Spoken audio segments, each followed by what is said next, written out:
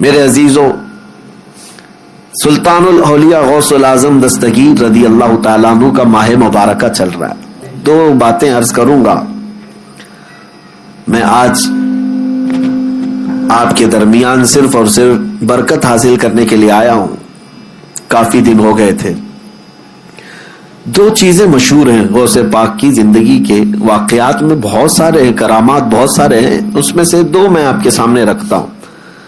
ایک بار اپنی خانقاہ میں سلطان الاولیاء سیدنا عبد القادر جیلانی رضی اللہ تعالیٰ عنہ آرام فرما رہے ہیں اور محو خواب ہیں، اور آپ کو سوتے ہوئے دیکھ کر کے ایک چور اندر داخل ہوا. مشہور ہے، اس چیز کو آپ نے سنا ہے. وہ چور آپ کا جبہ چرانے آیا تھا. سنا ہے کہ غوث پاک کا جبہ بڑا قیمتی ہوتا تھا، ایک بار چوری کر لے تو پھر پوری زندگی اس کی چل پڑے. کافی قیمتی ہوتا تھا. تو چور اندر داخل ہوا، ابھی وہ جبہ ہاتھ میں اٹھایا ہی تھا کہ دروازے پر دستک ہو گئی. تو غوث پاک رضی اللہ تعالیٰ عنہ نے آنکھیں کھولے بغیر کہا آ جائیے اندر. دروازہ کھولا، اندر آئے ایک صاحب. وہ کون تھے؟ حضرت خضر علیہ السلام تھے.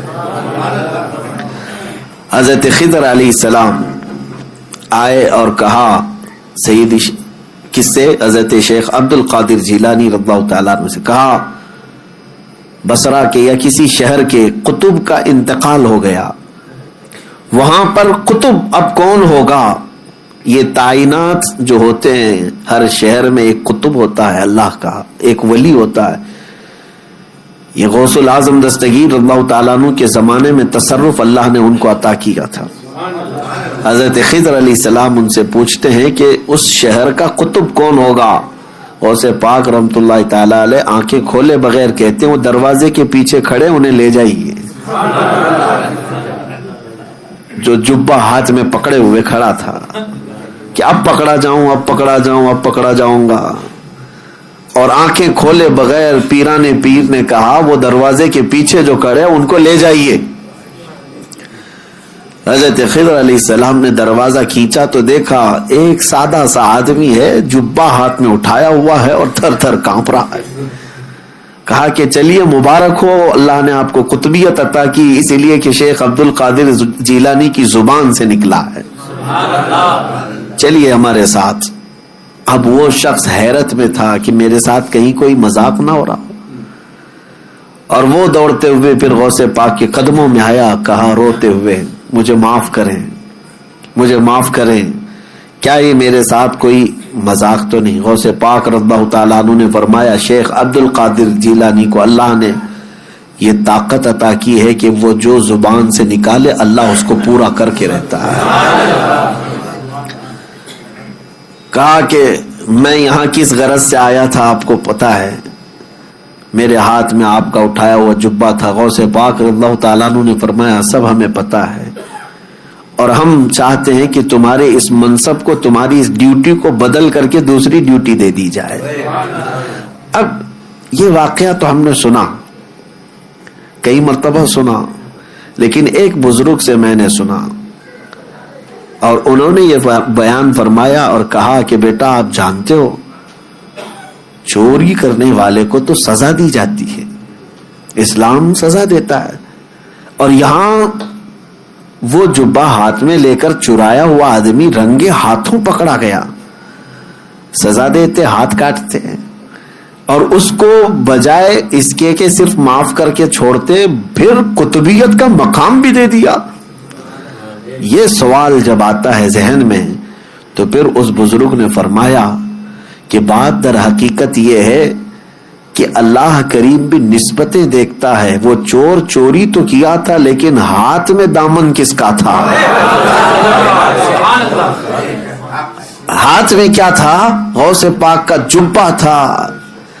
جبہ جو پکڑا تھا یہ نسبت نے اس کو، اس صحبت نے اس کو مقام قطبیت تک پہنچا دیا. اب میں آپ سے کہتا ہوں کہ غوث پاک کا جبہ پکڑے تو قطبیت کے مقام پر پہنچے، اور جو رسول اللہ کے قدموں پر جان دے اسے رب ذوالجلال غوثیت کے مقام پر پہنچاتا ہے. ایک بات یاد رکھے، نبی پاک صلی اللہ علیہ وسلم پر جو صحابہ نے اپنی جانیں دی ہیں حضور اکرم صلی اللہ تعالی علیہ وسلم کی محبت میں، غوث، قطب، ابدال، نجبا، شرفا، کوئی وہاں تک نہیں پہنچ سکتے جہاں رسول اللہ کے صحابہ پہنچے. کیوں؟ صحبت کا اثر ہے، صحبت کا اثر ہے. اسی لیے صحبت چن کر کے اختیار کرو، کہیں ایسا نہ ہو کہ بعد میں پچھتانا پڑے. بتایا کہ چور بھی مقام قطبیت پر پہنچ گیا، وجہ کیا تھی؟ دامن ہاتھ میں کس کا تھا؟ غوث اعظم کا تھا. اسی لیے جمیل قادری رحمت اللہ تعالی علیہ یوں فرماتے ہیں، عزیزو کر چکو تیار جب میرے جنازے کو، تو لکھ دینا کفن پر نام والا غوث اعظم کا. اب دوسری بات، بغداد مقدسہ میں جو ایک واقعہ مشہور ہے کہ حضرت شیخ احمد جام اپنی شیر کی سواری کرتے ہوئے بغداد کے کسی بھی محلے میں جاتے تو اس محلے والے ایک گائے ان کی شیر کو قربان کر دیا کرتے تھے. وہ غوث پاک کے محلے میں آئے اور بولا کہ جاؤ شیخ عبد القادر جیلانی کی خانقاہ سے بھی ایک گائے ہمارے شیر کے لیے لے آؤ.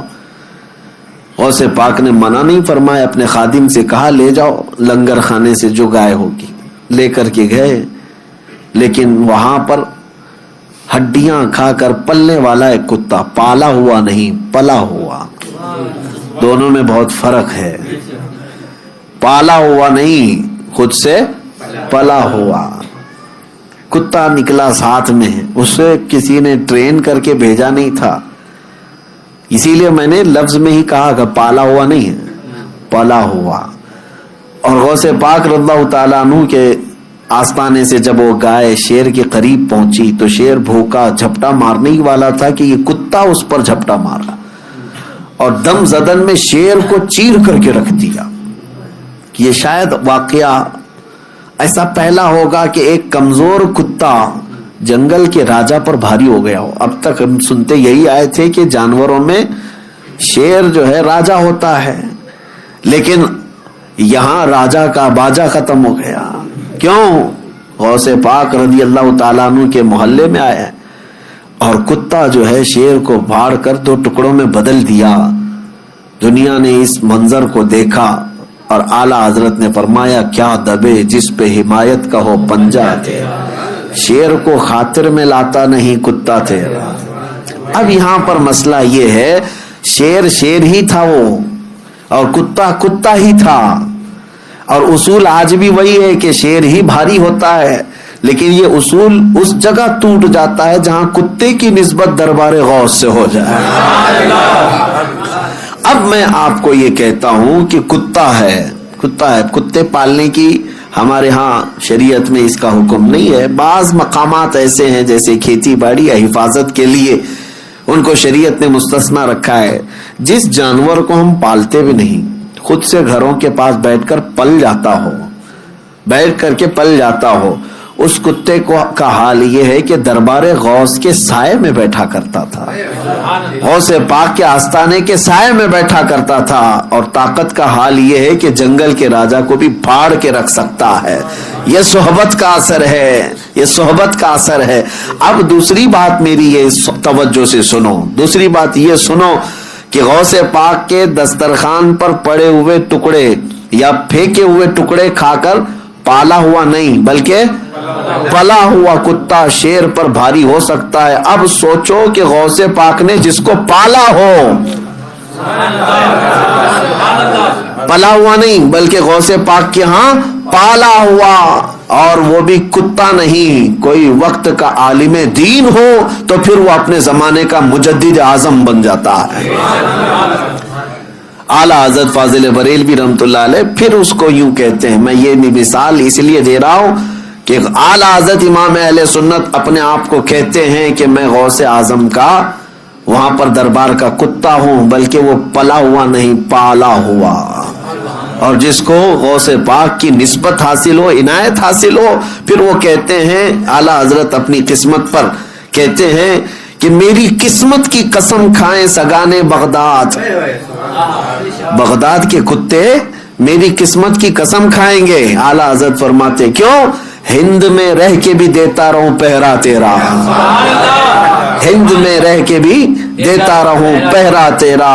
اور اعلیٰ حضرت اسی نسبت اور اسی صحبت کے بارے میں کہتے ہیں یا سیدی عبد القادر جیلانی غوث اعظم تجھ سے در سے سگ اور سگ سے ہے مجھ کو نسبت. غوث پاک سے ان کے دروازے کو نسبت ہے, ان کے دروازے سے کتے کو نسبت ہے, اور کتے سے اعلیٰ حضرت کہتے ہیں مجھے نسبت ہے. میری گردن میں بھی ہے دور کا ڈورا تیرا, اور جس کی گردن میں پٹا ہو تو اس کو میونسپلٹی والے اٹھاتے نہیں ہیں, کیوں؟ کسی کا پالا ہوا ہے. اس نشانی کے جو سگ ہیں نہیں مارے جاتے. اعلیٰ حضرت کہتے ہیں اس نشانی کے جو سگ ہیں نہیں مارے جاتے, حشر تک میرے گلے میں رہے پٹا تیرا. ہم بھی دعا یہی کرتے ہیں کہ سرکار غوث پاک کی نسبت آخری سانس تک ہمارے ساتھ برقرار رہے, قائم و دائم رہے. میرے عزیزو, خلاصہ کلام یہی ہے کہ صحبت دیکھو.